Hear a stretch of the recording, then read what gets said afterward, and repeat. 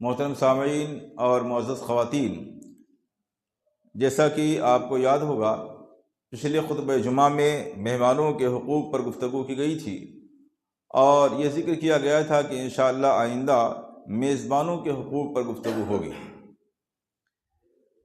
پچھلے جمعے سے یہ بات معلوم ہو گئی ہوگی کہ جب کسی کے گھر کوئی مہمان آئے تو میزبان کے ذمے کیا کیا چیزیں ہیں اور میزبانی کے کیا آداب اور کیا حقوق ہیں، اور مہمان کی کس طرح سے عزت تکریم ہونی چاہیے۔ ظاہر سی بات ہے، جب کسی کے گھر کوئی مہمان ہوگا تو جس طریقے سے میزبان کے پر کچھ حقوق ہیں، کچھ ذمہ داریاں ہیں جن کا ادا کرنا اس پر ضروری ہے، ایسے ہی جو آدمی بحیثیت مہمان کسی کے گھر گیا ہوا ہے، جو مہمان ہے اس پر بھی کچھ ذمہ داریاں عائد ہوتی ہیں۔ اسلام عدل و انصاف کا مذہب ہے، وہ یک طرفہ کسی پر بوجھ نہیں ڈالتا ہے بلکہ دونوں طرف کے لوگوں پر مختلف قسم کی ذمہ داریاں عائد کرتا ہے۔ تو جب کوئی آدمی کسی کے یہاں مہمان ہو تو اس پر کیا کیا ذمہ داریاں عائد ہوتی ہیں، اس کے کیا کیا حقوق اور آداب ہیں۔ مہمان بننے کی دو شکلیں ہیں۔ ایک شکل تو یہ ہے کہ ایک انسان کسی دعوت کے بغیر اپنے کسی دوست سے، کسی مسلمان بھائی سے ملنے گیا ہے، ملاقات کرنے گیا ہے، تعلق کی بنیاد پر، کسی خوشی کی بنیاد پر یا کسی غم کی بنیاد پر، وہ صرف ملاقات کرنے کی غرض سے گیا ہوا ہے، وہ بھی ایک قسم کا مہمان ہی ہے۔ حالانکہ خوشی کے موقعوں پر تو ٹھیک ہے، اس کی عزت تکریم اور اس کے کھانے پینے کا جو کچھ بندوبست کیا جا سکتا ہے وہ کرنا چاہیے۔ غم کے موقع پر نہ مہمان کو ایسی توقع رکھنی چاہیے اور نہ ہی میزبان پر یہ ذمہ داری لازم آتی ہے۔ تو ایک شکل تو یہ ہے کہ ایک آدمی کسی کی ملاقات کرنے کے لیے، ملنے کے لیے گیا ہوا ہے کسی دعوت کے بغیر، اور یہ بھی اپنے آپ میں بہت ہی اہم اور نیک عمل ہے کہ کسی مسلمان سے صرف ایمانی رشتے کی بنیاد پر کوئی آدمی ملنے کے لیے گیا ہوا ہے۔ کیا اس کی فضیلت ہے؟ صحیح مسلم کی روایت ہے، حضرت ابو ہریرہ رضی اللہ تعالیٰ عنہ کہتے ہیں کہ اللہ کے رسول صلی اللہ علیہ وسلم نے ارشاد فرمایا، ان رجلا زار اخا له فی قریۃ اخری۔ پچھلی امتوں میں سے ایک امت کا واقعہ ہے کہ ایک آدمی نے ایک دوسرے گاؤں، دوسری بستی میں اپنے بھائی کی زیارت کے لیے سفر کیا، وہاں زیارت کرنے کے لیے گیا۔ فارسل اللہ له علی مدرجہ ملکا، اللہ رب العالمین نے اس سے ملاقات کرنے کے لیے، راستے میں ملنے کے لیے باقاعدہ ایک فرشتہ بھیجا۔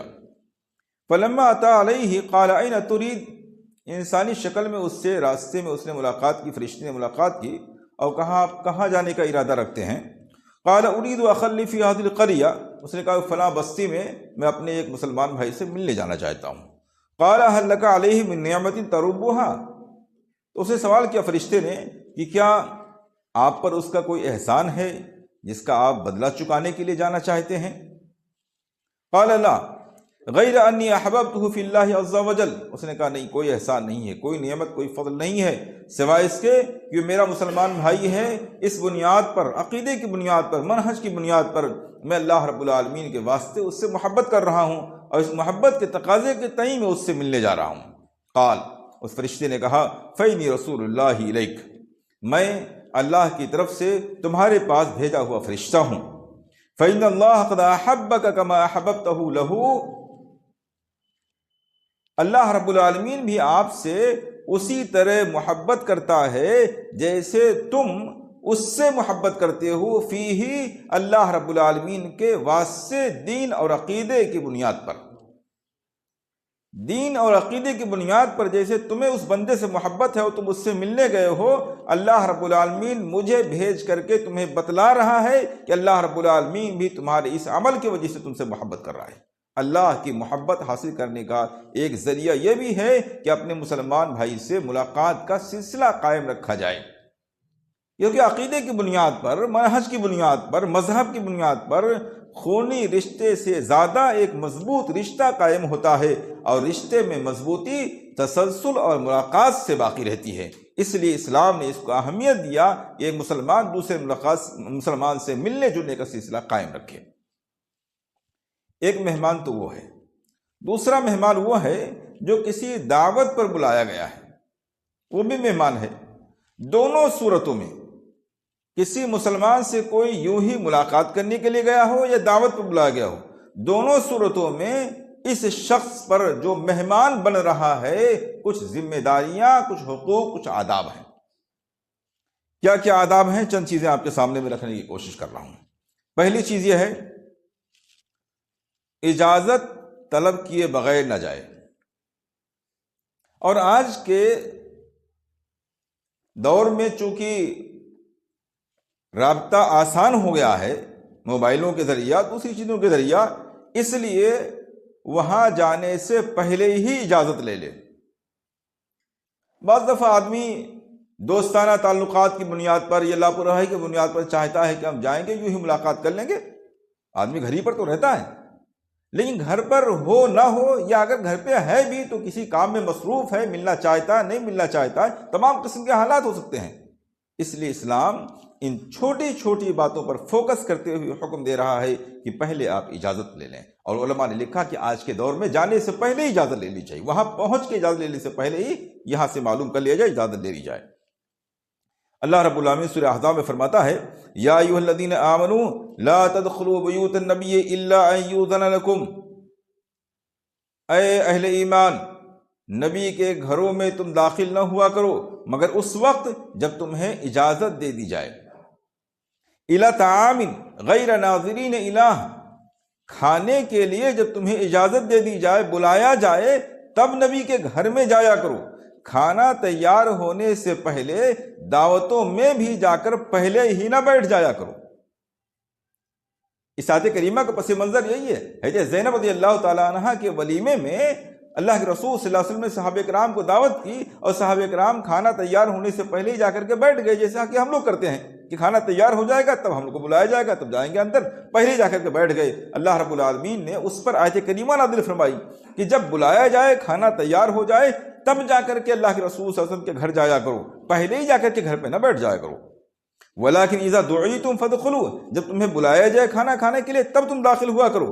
فَإِذَا طَعِمْتُمْ فَانتَشِرُوا، اور جب کھانا کھا لو تو فوراً وہاں سے نکل جاؤ۔ اب میزبان پر بوجھ نہ بن جاؤ، اس کے ذمہ اور بہت سے کام ہیں۔ نبی اکرم صلی اللہ علیہ وسلم کے ساتھ ایسا ہی ہوا تھا، صحابہ اکرام یوں ہی بیٹھ کر کے باتیں کرنے لگے، آپ صلی اللہ علیہ وسلم کو ضروریات تھی لیکن آپ شرم و حیا کی وجہ سے آپ کہہ نہ سکے۔ قرآن اس کو ذکر کرتا ہے، وَلَا مُسْتَأْنِسِينَ لِحَدِيثٍ، اور بیٹھ کر کے آپس میں باتیں نہ کرتے رہو۔ إِنَّ ذَلِكُمْ كَانَ يُؤْذِي النَّبِيَّ، تمہارا یہ کام نبی اکرم صلی اللہ علیہ وسلم کو تکلیف پہنچا رہا ہے۔ فَيَسْتَحْيِي لَكُمْ، وہ منکم، وہ تم سے شرم محسوس کرتے ہیں، کہہ نہیں پا رہے ہیں۔ واللہ لا یستحی من الحق، لیکن اللہ رب العالمین حق کہنے سے شرم محسوس نہیں کر رہا ہے، اس لیے قرآن نازل کر کے بتا رہا ہے کہ اس طرح کے معاملات پیش نہیں آنی چاہیے۔ جو معاملہ نبی اکرم صلی اللہ علیہ وسلم کے ساتھ تعلق سے یہاں بیان کیا گیا ہے، یہی حکم ساری امت کے لیے ہے۔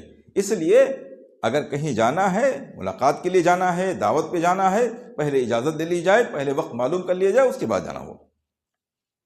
دوسری چیز، گھر پہنچ کر کے آدمی یوں ہی نہ داخل ہوتا چلا جائے۔ بعض دفعہ رشتہ داریوں کی بنیاد پر، دوستی کی بنیاد پر، بے تکلفی کی بنیاد پر آدمی اجنبی گھروں میں بھی بغیر کسی اجازت کے، بغیر دستک دیے ہوئے، بیل بجائے ہوئے گھروں میں داخل ہو جاتا ہے۔ اسلام اس کو حرام قرار دیتا ہے، یہ گناہ کا کام ہے۔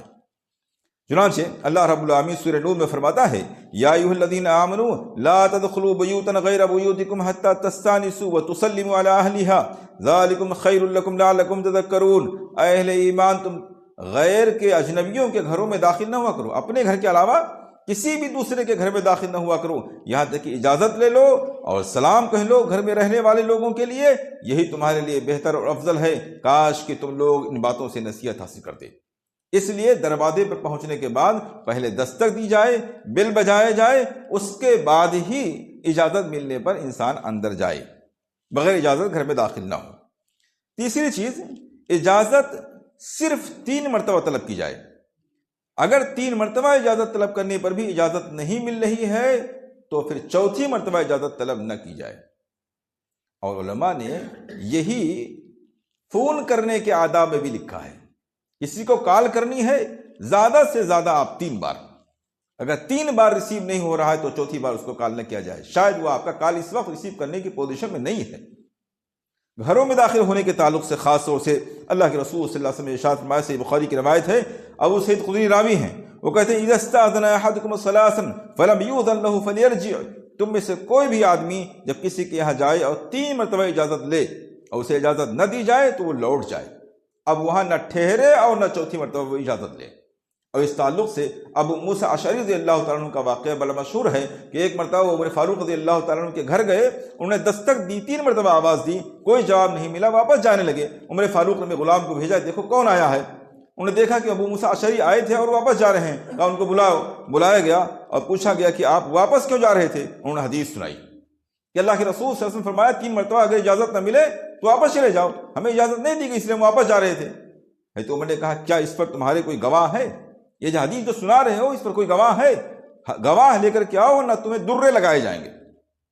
ابو موسیٰ اشعری رضی اللہ عنہ بہت گھبرائے، وہ صحابہ کرام کی مجلس میں گئے، دیکھا مسجد نبوی کے اندر ایک مجلس لگی ہوئی ہے، اس میں صحابہ کرام بیٹھے ہوئے ہیں، اس واقعے کا تذکرہ کیا، لوگ مسکرائے، لوگوں نے کہا کہ یہ حدیث تو ہمیں سے ہر ایک کو معلوم ہے۔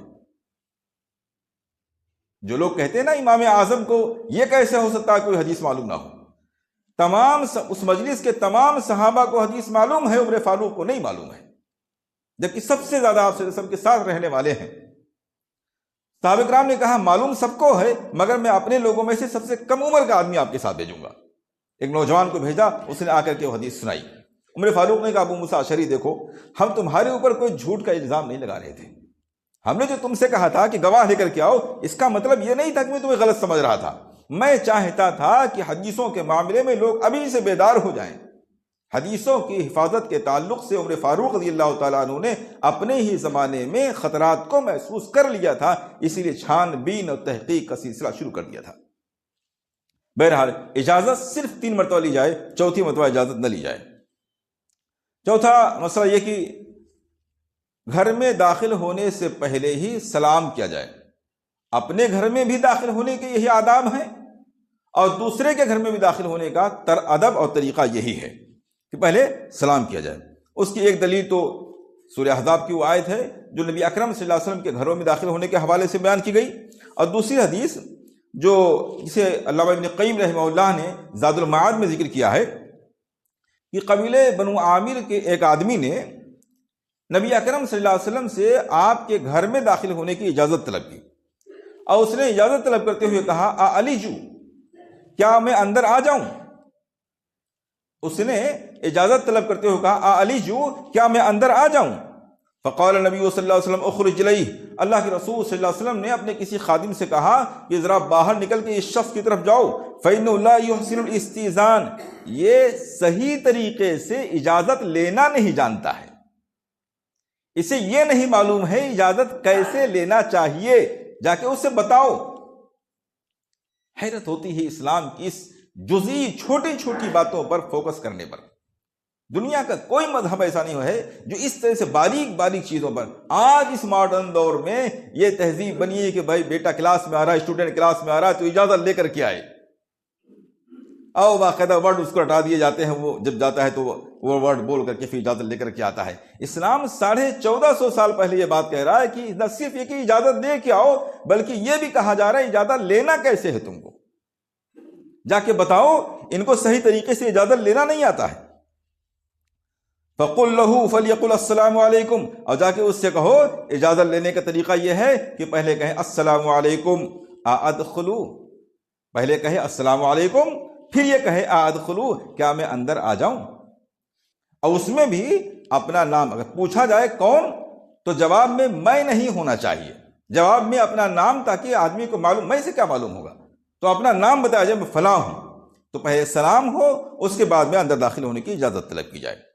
فَسَمِعْتُهُ يَقُولُ ذَلِكَ فَقُلْتُ السَّلَامُ عَلَيْكُمْ أَدْخُلُ، وہ صحابی کہتے ہیں اس شخص نے آ کر کے مجھ کو ایک طریقہ بتایا کہ اللہ کے رسول صلی اللہ علیہ وسلم نے ایسا کہا، اس طریقے سے اجازت طلب کرو، تو میں نے ویسا ہی کہا، السلام علیکم ادخل، کیا میں داخل ہو جاؤں؟ فاذن لی فدخلت، پھر اللہ کے رسول صلی اللہ علیہ وسلم نے اس کو اجازت دی، تب میں داخل ہوا۔ تو اجازت لے کے انسان اندر داخل ہو، اور اجازت لینے کا طریقہ یہ ہے کہ پہلے سلام کرے، پھر یہ کہے کہ میں اندر داخل ہو جاؤں۔ اگر اجازت مل رہی ہے تو بہتر ہے، نہیں اجازت مل رہی ہے تو ایسا وہ 3 مرتبہ کہہ سکتا ہے، 3 مرتبہ سے زیادہ نہ کہے، واپس آ جائے۔ 5ویں چیز ہے، کسی سے ملاقات کے لیے یا کسی کے گھر کسی بھی موقع پر جانے کے لیے اگر وقت متعین نہیں کر لیا گیا ہے، آپس میں بات چیت کر کے پہلے سے وقت متعین نہیں کر لیا گیا اور کر لینا چاہیے، یہی بہتر ہے۔ اگر وقت متعین نہیں کر لیا گیا ہے تو پھر سامنے والے صاحب گھر کے وقت اور حالات اور آرام اور ضروریات کا خیال کرتے ہوئے بہتر وقت منتخب کرنا چاہیے۔ کسی کے آرام کرنے کا وقت، سونے کا وقت، پڑھنے لکھنے کا وقت، یا کوئی بھی ایسا وقت جس میں ہم کو لگ رہا ہے کہ سامنے والا آدمی ڈسٹرب ہو سکتا ہے، پریشان ہو سکتا ہے، وقت نکالنا اس کے لیے مشکل ہو جائے گا، شاید ملاقات نہ کر سکے، تو ایسے وقت ہمیں بالکل پہنچنا نہیں چاہیے، پہلے سے ایک اچھے وقت کا انتخاب کرنا چاہیے۔ اللہ کے رسول صلی اللہ علیہ وسلم کی سیرت میں اس کا بھی واقعہ ملتا ہے۔ صحیح بخاری کی روایت ہے، حضرت عائشہ رضی اللہ تعالیٰ عنہا ہجرت کے واقعے کو بیان کرتے ہوئے کہتی ہیں، لَقَلَّ يَوْمٌ كَانَ يَأْتِي عَلَى النَّبِيِّ صلی اللہ علیہ وسلم إِلَّا يَأْتِي فِيهِ بَيْتَ أَبِي بَكْرٍ أَحَدَ طَرَفَيِ النَّهَارِ، شاید ہی کوئی دن گزرتا رہا ہو مگر اللہ کے رسول صلی اللہ علیہ وسلم روزانہ ہی ابو بکر کے گھر کے دن کے دونوں کناروں میں آیا کرتے تھے، صبح کے وقت اور شام کے وقت۔ جب انسان خالی ہوتا ہے، آج کے وقت میں یہ بات نہیں کہی جا سکتی ہے، آج کے وقت میں صبح سونے میں ہم سلمان لگا ہوا ہوتا ہے، تو یہ اس وقت کے لحاظ سے ہے۔ اللہ کے رسول صلی اللہ علیہ وسلم نے محسوس کیا آپ خالی ہوا کرتے ہیں، اس لیے آپ دن کے سائڈوں میں صبح کے وقت اور شام کے وقت ڈیلی ابو بکر صدیق رضی اللہ تعالیٰ کے گھر ملاقات کے لیے جایا کرتے تھے۔ حضرت عائشہ رضی اللہ تعالیٰ کہتی ہیں، فَلَمَّا أُذِنَ لَهُ فِي الْخُرُوجِ إِلَى الْمَدِينَةِ، جب نبی اکرم صلی اللہ علیہ وسلم کو مدینہ جانے کی اجازت دے دی گئی، ہجرت کی اجازت دے دی گئی، لَمْ يَرْعُنَا إِلَّا وَقْدْ أَتَانَا ظُهْرًا، تو آپ صلی اللہ علیہ وسلم نے اس وقت کا خیال نہیں رکھا۔ اب یہ ایک ایمرجنسی کیس آ گیا تو آپ نے وقت کا خیال نہیں رکھا، اللہ کے رسول صلی اللہ علیہ وسلم ظہر کے وقت دوپہر میں آ کر کے ہمارے گھر پہنچ گئے۔ فَخُبِّرَ بِهِ ابو بکر صدیق کو بتایا گیا کہ اللہ کے رسول صلی اللہ علیہ وسلم تشریف لائے ہیں، آپ یوں ہی گھر نہیں پہنچ گئے، آپ کو بتایا گیا کہ اللہ کے رسول صلی اللہ علیہ وسلم تشریف لائے ہیں۔ فقال، ابو بکر صدیق نے کہا، ما جاءنا النبی صلی اللہ علیہ وسلم فی هذه الساعة الا لامر حدث، اللہ کے رسول صلی اللہ علیہ وسلم اس وقت ضرور کسی اہم کام کے لیے آئے ہیں، ورنہ آپ صلی اللہ علیہ وسلم اس وقت نہیں تشریف لایا کرتے تھے، تو آرام کرنے کا وقت ہوتا ہے۔ معلوم یہ ہوا کہ اللہ کے رسول صلی اللہ علیہ وسلم اپنے بہت قریبی صحابی، بہت قریبی دوست، بلکہ اپنے سسرال میں بے وقت نہیں جایا کرتے تھے، وقت کا خیال کر کے جایا کرتے تھے، اجازت طلب کر کے جایا کرتے تھے۔ تو اس لیے مسلمانوں کو بھی چاہیے کہ ان تمام چیزوں کا خیال رکھیں۔ اسی طرح چھٹی چیز یہ ہے کہ جب ہم کسی سے ملاقات کرنے کے لیے جائیں، عام ملاقات ہو یا دعوت پہ، تو ضروری بات کر لینے کے بعد، کھانے وغیرہ سے فارغ ہو جانے کے بعد میں ہمیں بلا وجہ بہت زیادہ دیر تک وہاں نہیں بیٹھنا چاہیے۔ بعض دفعہ ایسا ہوتا ہے کہ صاحب مکان جس نے دعوت کی ہے وہ فارغ ہونا چاہتا ہے، وہ کچھ اپنا کام سمیٹنا چاہتا ہے یا اپنے کچھ خاص لوگوں سے ملاقات کرنا چاہتا ہے، لیکن چند لوگ جو اس کے ہم عدو ہیں وہ جا کر کے بیٹھ کر کے آپس میں باتیں کرتے رہتے ہیں، اور وہ شرم و لحاظ کی وجہ سے کچھ نہیں کہہ پاتا ہے، جیسا کہ خود اللہ کے رسول صلی اللہ علیہ وسلم کے ساتھ معاملہ پیش آیا تھا۔ اسی آیت کریمہ کے حوالے سے بات معلوم ہوتی ہے کہ اگر ہم کسی کے ہاں دعوت پہ گئے ہوئے ہیں یا ملاقات کے لیے گئے ہوئے ہیں تو ایک مناسب وقت تک ہی وہاں بیٹھیں، بلا وجہ اتنی دیر تک نہ بیٹھیں کہ صاحب مکان کو یا گھر کے دوسرے افراد کو کسی طرح کی کوئی زحمت اور پریشانی ہو۔ اس کی ایک دلیل تو یہ ہے جو آپ کے سامنے آیت سورہ احزاب کے حوالے سے بیان کی گئی۔ دوسری روایت صحیح بخاری کی ہے، عن ابی شریح العدوی خویلد بن عمرو، ابو شریح العدوی جن کا نام خویلد بن عمرو ہے، وہ کہتے ہیں اللہ کے رسول صلی اللہ علیہ وسلم کی ایک لمبی حدیث بیان کرتے ہیں، آپ صلی اللہ علیہ وسلم نے ارشاد فرمایا، وَلَا يَحِلُّ لَهُ أَن يَثْوِيَ عِنْدَهُ حَتَّى يُحْرِجَهُ، اور کسی مہمان کے لیے جائز نہیں ہے کہ وہ کسی میزبان کے پاس جا کر کے اتنی دیر تک بیٹھا رہے کہ اسے پریشانی میں، مشقت میں ڈال دے۔ یہ جائز نہیں ہے، اللہ کے رسول صلی اللہ علیہ وسلم نے باقاعدہ اس کا حکم دیا ہے۔ اس لیے زیارت یا دعوت پہ جب ہمارا جانا ہو تو پھر ہمارے اوپر بھی ذمہ داری بنتی ہے کہ ہم صاحب مکان کا خیال رکھتے ہوئے ایک مناسب وقت تک ہی وہاں بیٹھیں، اس کے لیے مشقت کا، پریشانی کا سبب نہ بن جائیں۔ ساتویں چیز، جب ہم کسی کے گھر جائیں تو شروع ہی سے اس بات کا خیال رکھیں کہ گھر میں بہت سی چیزیں، بہت سی جگہیں، بہت سے سامان، بہت سے افراد ایسے ہیں جن پر نظر ڈالنا یا جن کی باتوں کا سننا ہمارے لیے جائز نہیں ہے۔ یہ تہذیب، شرافت اور اسلام تینوں کے خلاف ہے۔ اس لیے جب بھی ہم کسی کے گھر جائیں تو اپنی نگاہ اور اپنی کان دونوں کو محفوظ رکھنے کی کوشش کریں۔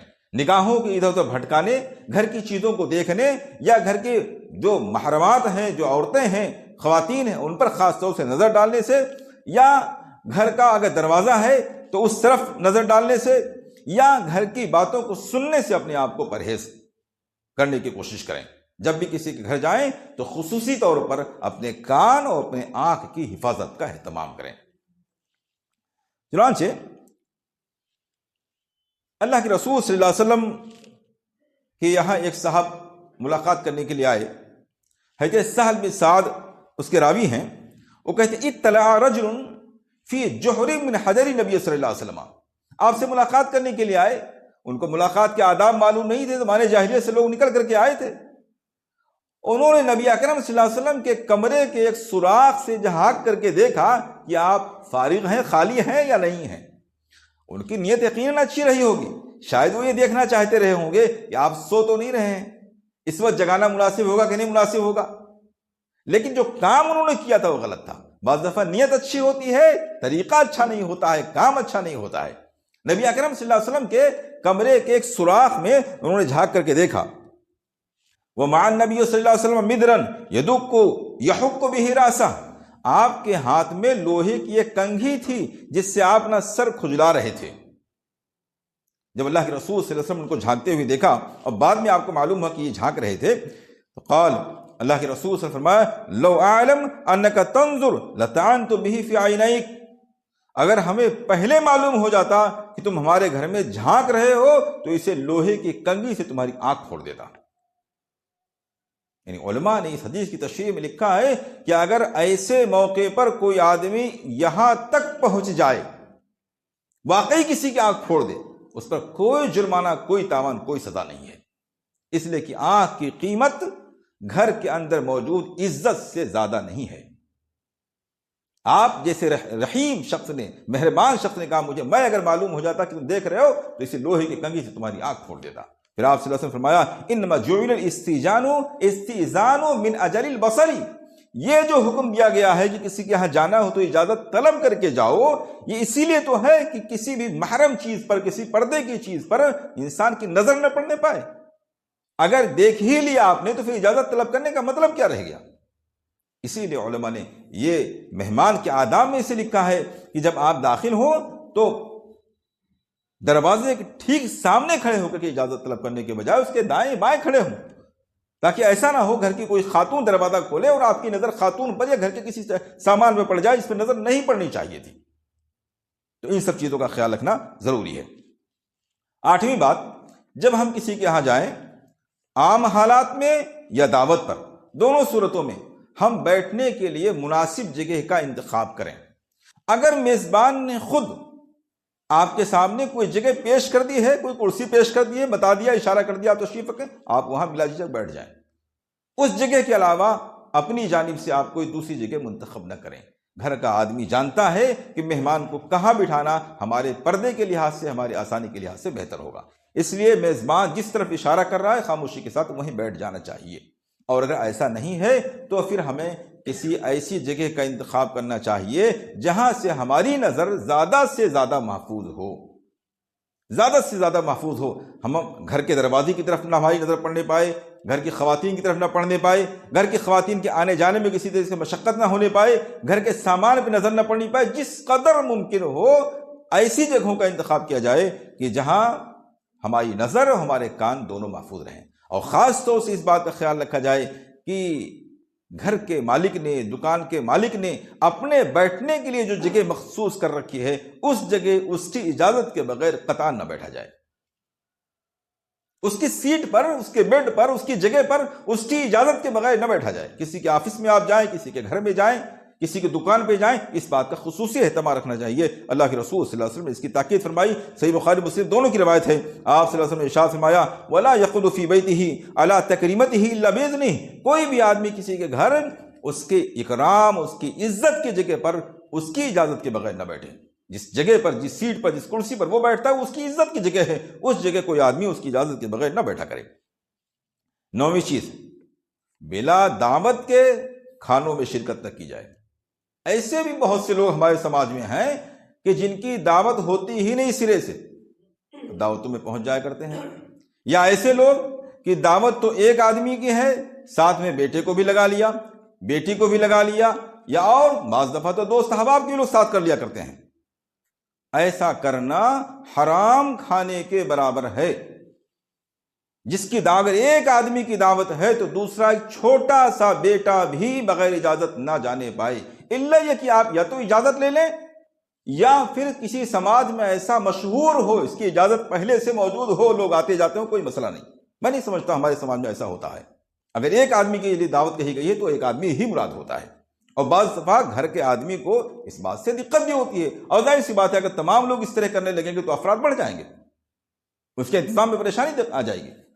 اللہ رب العالمین فرماتا، تو یہ حرام کھانے کے برابر ہے۔ اللہ رب العالمین فرماتا ہے یا ایھا الذین آمنوا لا تاکلوا اموالکم بینکم بالباطل، اہل ایمان تم آپس میں ایک دوسرے کا مال باطل طریقے سے نہ کھاؤ، یہ باطل طریقے سے کھانا ہے، حرام ہے۔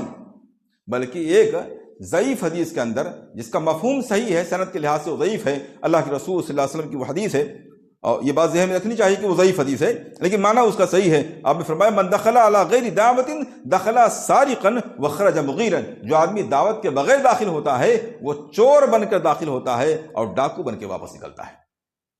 اس کی یہ حیثیت ہے، اس لیے جس شخص کی دعوت ہو وہی جائے، بغیر دعوت کے کوئی آدمی نہ جائے۔ یہاں تک کہ اللہ کے رسول صلی اللہ علیہ وسلم جیسی شخصیت بھی اس بات کا خاص خیال رکھا کرتی تھی۔ چنانچہ سنن نبی داؤد کی روایت ہے، ایک موقع پر ایک صاحب نے 5 لوگوں کی دعوت کی۔ اللہ کے رسول صلی اللہ علیہ وسلم جب جانے لگے تو ایک صاحب ان کے ساتھ اور چل پڑے، انہیں معلوم نہیں رہا ہوگا شاید۔ اللہ کے رسول صلی اللہ علیہ وسلم جب اس شخص کے گھر پہ پہنچے تو آپ نے باقاعدہ اجازت لی کہ میرے ساتھ ایک آدمی اور آئے ہیں، اگر آپ اجازت دیں تو وہ تشریف لائیں گے ساتھ میں، اگر آپ اجازت نہیں دیں تو ان کو واپس کر دیا جائے گا، وہ ہمارے ساتھ نہیں آئیں گے۔ حالانکہ ظاہر سی بات ہے اللہ کے رسول صلی اللہ علیہ وسلم اگر اپنے ساتھ تمام صحابہ کو بھی لے جائیں، کون انکار کرتا ہو، کس کو ناگوار گزرتا؟ لیکن آپ صلی اللہ علیہ وسلم امت کو یہ تعلیم دینا چاہتے تھے کہ تعلقات کتنے ہی زیادہ اچھے کیوں نہ ہوں، کتنے گہرے کیوں نہ ہوں، کتنی زیادہ مضبوط رشتہ داری کیوں نہ ہوں، اگر ایک آدمی کی دعوت ہے تو پھر ایک ہی ہونا چاہیے، 2 نہیں ہونا چاہیے۔ یہ اسلامی اصول کے خلاف ہے۔ اسی طرح ایک ادب یہ بھی ہے کہ ہم کھانے میں عیب نہ لگائیں۔ بعض دفعہ ایسا ہوتا ہے کھانا ہمارے پسند کا نہیں ہوتا ہے، کوئی چیز ایسی ہوتی ہے جو ہمیں ناگوار گزرتی ہے، پسند نہیں آتی ہے، ایسا ہو سکتا ہے انسان کے نیچر اور فطرت کے اعتبار سے، لیکن ایسا سب کے ساتھ ہو سکتا ہے۔ اسی لیے علماء نے لکھا کہ کھانے میں عیب لگانا، یہاں تک کہ کسی کے جانور کے عیب کو بیان کرنا، اس آدمی کی غیبت کرنا ہے۔ کتے کا لفظ بیان کیا علماء نے، کسی کے گھر کتا اگر پلا ہوا ہے شکار کے لیے یا کھیتوں کی حفاظت کے لیے، اور کوئی آدمی اس کتے پر کوئی عیب لگا رہا ہے، اس کی کوئی برائی بیان کر رہا ہے، تو چونکہ اس کا مالک سے تعلق ہے اس لیے مالک کی غیبت کرنے کے برابر ہے۔ وہاں کتے کا لفظ علماء نے بیان کیا ہے۔ تو گھر سے جڑی ہوئی کوئی چیز اور کھانے جیسی چیز پر تو خصوصی طور پر کوئی عیب نہ لگایا جائے، پسند آئے تو انسان کھائے ورنہ کوئی بات نہیں ہے۔ اللہ کے رسول صلی اللہ علیہ وسلم کا یہی طریقہ تھا۔ چنانچہ حضرت ابو ہریرہ رضی اللہ تعالیٰ عنہ کہتے ہیں ما رأیت رسول اللہ صلی اللہ علیہ وسلم آب طعاما قط، میں نے کبھی نہیں دیکھا کہ اللہ کے رسول صلی اللہ علیہ وسلم نے کسی بھی کھانے میں کوئی عیب نکالا ہو۔ کانا اذا اشتہاہ اکلہ، آپ کو پسند آتا تھا تو آپ کھا لیا کرتے تھے، وَإِن لَمْ يَشْتَهِهِ سَكَتَ، اگر پسند نہیں آتا تھا تو آپ خاموش رہتے تھے، کوئی عیب نہیں نکالتے تھے آپ صلی اللہ علیہ وسلم۔ تو یہ بھی جو آدمی مہمان ہے اس کی ذمہ داری ہے، اس کے حقوق میں سے ہے، اس بات کا خاص خیال رکھے۔ 11ویں چیز، مہمان کا، میزبان کا شکریہ ادا کرنا، میزبان کا شکریہ ادا کرنا۔ اللہ رب العالمین فرماتا ہے لئن شکرتم لازیدنکم، اگر تم شکریہ کرو گے ہم نعمتیں اور بڑھا دیں گے۔ اللہ کے رسول صلی اللہ علیہ وسلم نے ارشاد فرمایا کہ من لم یشکر الناس لم یشکر اللہ، جو لوگوں کا شکریہ نہیں ادا کرتا ہے وہ اللہ کا شکر گزار نہیں ہو سکتا ہے۔ اس لیے اگر آپ کسی کے یہاں مہمان ہوئے ہیں، اس نے آپ کی خاطر کی ہے، تکریم کی ہے، کھانے پینے کا انتظام کیا ہے، تو کم سے کم چلتے ہوئے اس کا شکریہ ادا کرنا یہ ہماری اسلامی ذمہ داری بنتی ہے۔ چنانچہ سنن نبی داؤد کی روایت ہے، اللہ کے رسول صلی اللہ علیہ وسلم نے ارشاد فرمایا، من سنی الیہ معروفا فکافئوہ من صنع الیکم معروفا فکافئوہ، اگر کوئی شخص تمہارے ساتھ اچھا برتاؤ کر رہا ہے، اچھا معاملہ کر رہا ہے، تو تم ہو سکے تو اس کا بدلہ دے دو۔ یہ مراد نہیں کہ بدلہ کہہ کر کے بدلہ دو، مراد یہ کہ تم بھی اس کے ساتھ اچھا برتاؤ، اچھا سلوک کرو، اچھا معاملہ کرو۔ فَإِن لَمْ تَسْتَطِيعُوا، اگر تم ایسا کرنے کی طاقت نہیں رکھ سکتے ہو، اس کے برابر تم اس کا بدلہ نہیں دے سکتے ہو، فَادْعُوا لَهُ حَتَّى تَعْلَمُوا أَنَّكُمْ قَدْ كَافَأْتُمُوهُ، تو تم اس کے حق میں دعا کرو اور دعا کرتے رہو یہاں تک کہ تمہیں لگے کہ تم نے اس کا بدلہ دے دیا۔ دعا میں خصوصی طور پر اللہ کے رسول صلی اللہ علیہ وسلم نے ارشاد فرمایا، جامع ترمذی کی روایت ہے، اسامہ بن زید راوی ہیں، وہ کہتے ہیں من سنی الیہ بالمعروف، جس کے ساتھ کوئی بھلا کام کیا گیا ہو، اچھا معاملہ کیا گیا ہو، اچھا برتاؤ کیا گیا ہو، فقال لفاعلہ جزاک اللہ خیرا، تو اچھا برتاؤ کرنے والے، اچھا کام کرنے والے شخص سے اگر اس نے جزاک اللہ خیرا کہہ دیا، فقد ابلغ فی الثناء، تو گویا تعریف کرنے میں اس انتہا تک پہنچ گیا، اس نے حق ادا کر دیا۔ جزاک اللہ خیرا یہ اپنے آپ میں کمپلیٹ دعا ہے، اللہ رب العالمین آپ کو بہترین اجر ثواب بدلہ دنیا آخرت سب عطا فرمائے۔ تو یہ لفظ جزاک اللہ خیرا ہے، خیر نہیں ہے جو ہمارے ہاں عام طور سے استعمال ہو، جزاک اللہ خیر، یہ خیر نہیں ہے، غلط خیر، جزاک اللہ خیرا ہے۔ تو کوئی بھی آدمی، ہمارے ہاں اس کا رواج ذرا کم ہے، لیکن ہم نے دوسری جگہوں پر دیکھا بہت زیادہ اس کا رواج ہے، مردوں میں بھی خواتین میں بھی، کیا ذرا سی کوئی بات ہوتی ہے، ایک گلاس پانی، ایک پین کوئی اٹھا کر کے دیتا ہے، کوئی ذرا سی بات فوراً جزاک اللہ خیرہ بولتے ہیں۔ ہم کو بھی اس سلسلے کو آگے بڑھانا چاہیے اور اس کو اپنی زبانوں پہ لانے کی عادت ڈالنی چاہیے، گھر میں بھی اور گھر کے باہر بھی۔ اور آج کے لیے آخری بات یہ ہے کہ جب ہم واپس ہوں، مہمان جب واپس ہو، تو جس طرح جاتے وقت اس نے اجازت لی تھی، ایسے بغیر اجازت کے واپس بھی نہ آئے۔ ایسا نہ ہو کہ بیٹھا ہوا ہے اور یوں اٹھا اور چلا گیا، یہ تہذیب کے خلاف ہے۔ اسلام ان سب چیزوں پر خاص توجہ دیتا ہے، وہ کہتا ہے اجازت کے بغیر واپس نہ ہو۔ چنانچہ الصحیحہ کی روایت ہے، عبداللہ بن عمر رضی اللہ تعالیٰ عنہ راوی ہیں، وہ کہتے ہیں اللہ کے رسول صلی اللہ علیہ وسلم نے ارشاد فرمایا، اذا دار احدکم اخاہ فجلس عنده فلا يقومن حتى يستأذنه، جب تم میں سے کوئی آدمی کسی سے ملاقات کے لیے جائے، اس کے پاس بیٹھے، تو جب تک اس سے اجازت نہ لے لے وہاں سے اٹھ کر کے نہ آئے۔ اس سے یہ طریقہ ہے، ادب ہے، بھائی اجازت ہے، جیسا ہمارے یہاں بعض دفعہ بولتے ہیں تکلف میں، یہ تکلف کا جملہ نہیں ہے، بلکہ یہ شریعت کا جملہ ہے۔ اسلام اس کی تعلیم دیتا ہے کہ آپ کہیں سے ملاقات کر کے جب واپس آ رہے ہو تو پہلے اجازت طلب کیجیے، بھائی اجازت ہے، واپس جائیں، جا سکتے ہیں، یہ اس طرح کے الفاظ جو بھی بول سکتے ہیں اجازت لے کر کے ہی آئیں۔ یہ 12 باتیں آج کے تعلق سے تھیں۔ میں آخر میں ایک خلاصے کے طور پر 2 حدیثیں اور بیان کرتا ہوں، اس لیے کہ ظاہر سی بات ہے وقت حالات کے لحاظ سے بہت سی اور بھی چیزیں ہو سکتی ہیں، مہمان کے لیے بھی اور میزبان کے لیے بھی، ان سب کا خلاصہ 2 حدیثوں میں آ جائے گا۔ ایک تو اللہ کے رسول صلی اللہ علیہ وسلم نے ارشاد فرمایا، لا یؤمن احدکم حتی احب لاخیہ ما یحب لنفسہ، تم میں سے کوئی آدمی مکمل مومن نہیں ہو سکتا ہے یہاں تک کہ اپنے مومن بھائی کے لیے بھی وہی پسند کرنے لگے جو اپنے لیے پسند کرتا ہے۔ ظاہر سی بات ہے ہم مہمان بھی بنتے ہیں، میزبان بھی بنتے ہیں۔